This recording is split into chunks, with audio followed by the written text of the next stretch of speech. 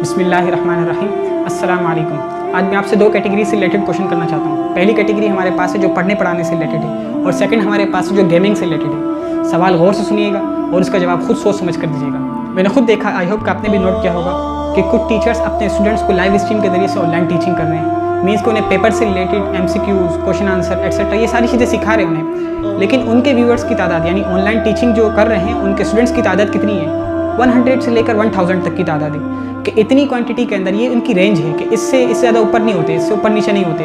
100 से लेकर 1000 तक के स्टूडेंट्स हैं जो उन्हें देख रहे होते हैं और उनसे कुछ सीख रहे होते हैं। इसी तरह कुछ गेमर्स हैं जो गेमिंग के अंदर एक्सपर्ट हैं, वो लाइव स्ट्रीम के जरिए से अपने फॉलोअर्स से कनेक्टेड हैं। उनके देखने वालों की तादाद और उनके फॉलोअर्स की तादाद कितनी है? 1000 से लेकर, इनकी रेंज देखिएगा, 1000 से लेकर 1 मिलियन तक, और कभी कभी तो 1 मिलियन से भी अबव हो जाते हैं। ठीक, लेकिन गौर करने की बात यह है कि जो टीचर्स इतनी हैवी बुक्स और इस जैसी ढेरों बुक पढ़ते हैं, फिर उसमें से मटेरियल्स निकालते हैं अपने स्टूडेंट्स के लिए और उन्हें निचोड़ कर समझाते हैं, हर बात को उनके जहन में डाल देते हैं, और फिर उसका नतीजा क्या है कि उनके पास फॉलोअर्स और व्यूअर्स कितने 100 से लेकर 1000 तक के फॉलोअर्स हैं। जबकि गेमर्स जो आपको अब्यूज़ लैंग्वेज के सिवाय कुछ नहीं सिखा रहे, उनके फॉलोअर्स की तादाद देखिए कितनी है, 1000 से लेकर 1 मिलियन, कभी कभी इससे भी अबव हो जाती है। तो आप खुद सोचिए, क्या ऐसी जगह पर टाइम स्पेंड करना दुरुस्त है कि जहाँ पर आपको अब्यूज़ लैंग्वेज के सिवा कुछ न मिले?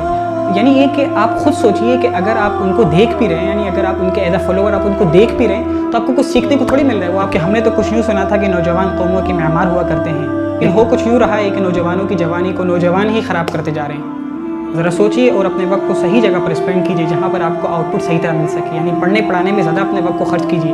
एक अरबिक कोट है, ज़रा गौर से सुनिएगा, ला तक़्तुल औक़ात शबाबिक फ़इन्न लिकुल्लि क़त्लिन क़िसासुन। नौजवानों, अपनी जवानी के वक्त को कत्ल मत करो, क्योंकि हर कत्ल का बदला हुआ करता है।